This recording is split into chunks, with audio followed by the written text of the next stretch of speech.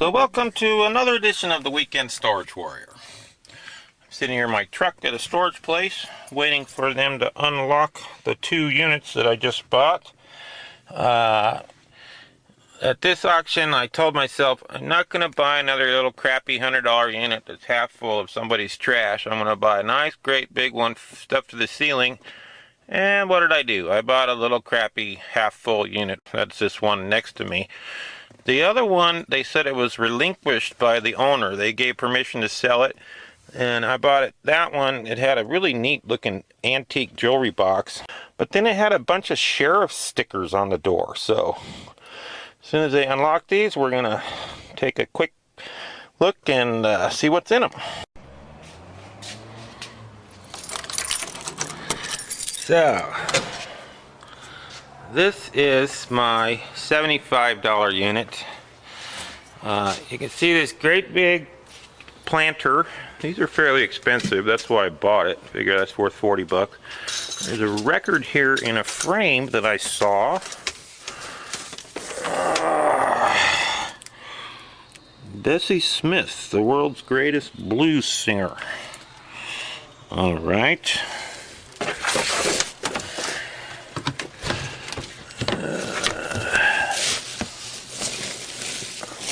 Styrofoam packing peanuts and some figurines,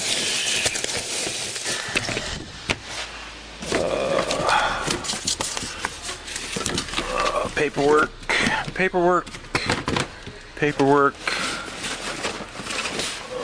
wetsuit, a backpack with some scuba stuff,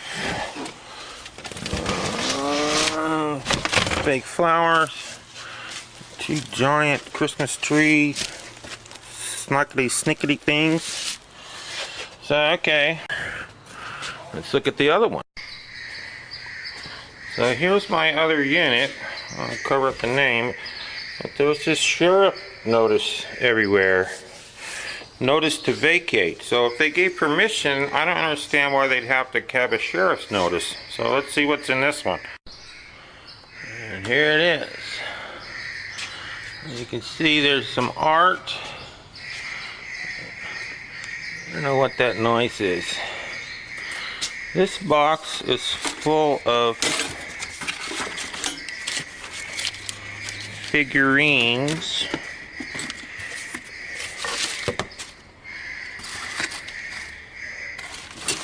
I don't know what that noise is.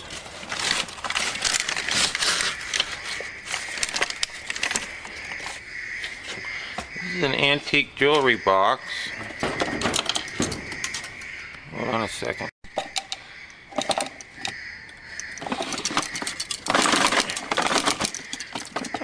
God darn it. Okay, so that one, these are empty. This one had some batteries in it. This stuff smells really musty. There's a little jigsaw. There's a big piece of art. John Miro. There's a bunch of pipe, looks like. Big old antique toolbox full of tools. Right on, Pokemon. It sure looks like it's not just gonna be all trash. Here's a ladder. Some old VHS movies. This will be a fun little unit, and it smells really musty. There's a set of flatware.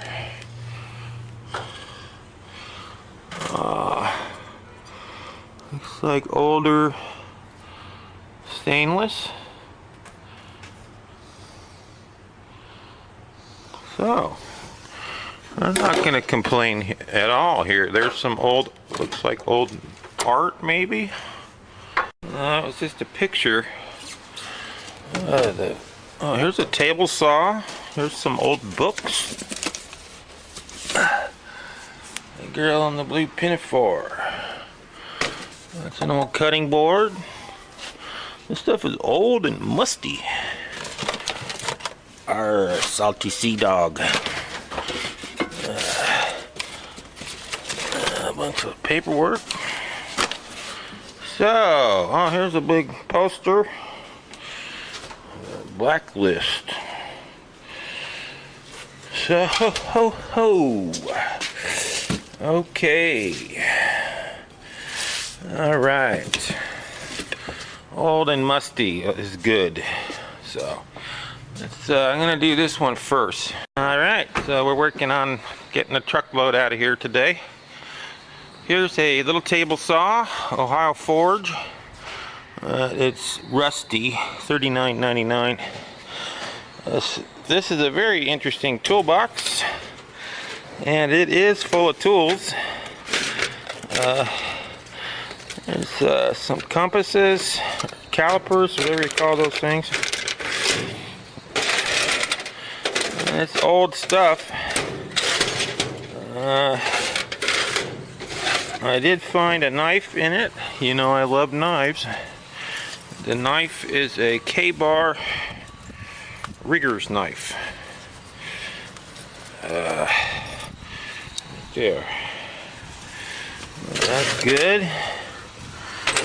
Taiwan. Alright, so nothing too spectacular. It's a neat box anyway. Alright, so this is enough for one day. I'll get this home right now and come back tomorrow for the rest.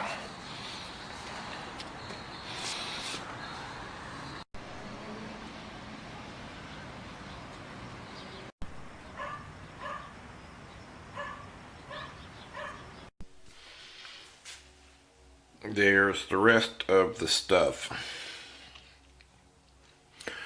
I'm tired. I don't want to do anything. But those two art prints have got to come off the truck and get out of the weather. Here are my prints. John Miro. I said John Miro before. I wanted to get those inside.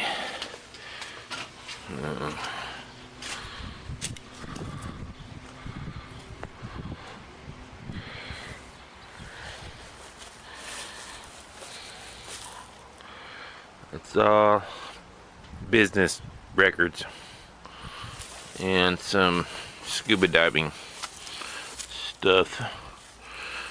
Working it.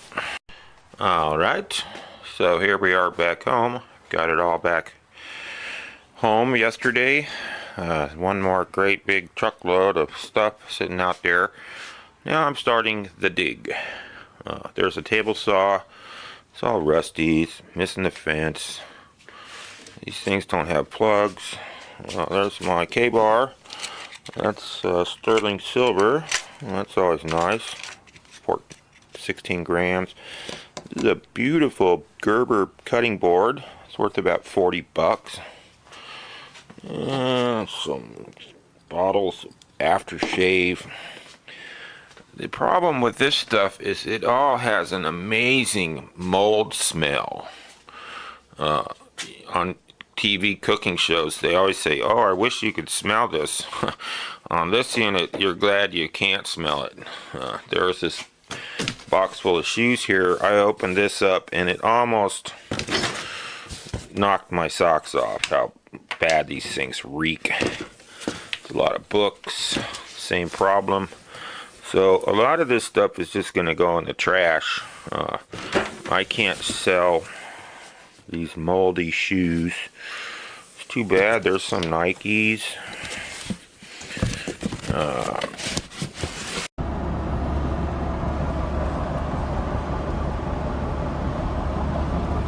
Alright, so here it is Sunday morning. I bought those units on a Thursday. Today, 3 days later, we're gonna sell it. I got a bunch of big heavy stuff. Table saw, big toolbox, rolling metal cart. So we'll get set up and we'll show what came out of these two units.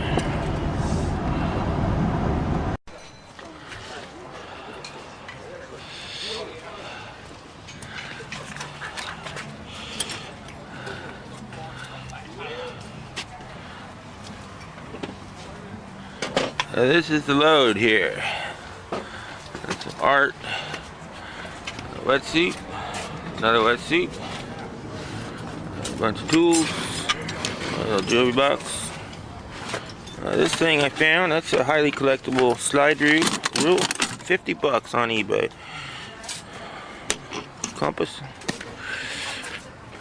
This is in there. Big old heavy railroad thing. Big planter, table saw, vise. Table saw runs, the Dremel doesn't run. That's some Easter. Some good quality swim fins, snorkels, and this rolling cart, a bunch of old moldy glass, and my toolbox. I already sold this for $70. It's cheap. That might go $200 on a good day online, but you gotta sell this stuff. I don't want to take it home. Alright, so we're gonna see how we do today. What you got? Alright, here we are at 10 o'clock. I've sold about $225 worth of stuff. It basically pays for the cost of these units. But renting 2 spaces at this swap meet costs $70. So I basically need to make about another $100 to break even. There's $100 here easy. There's a little jewelry box. These juicers are out of a different unit.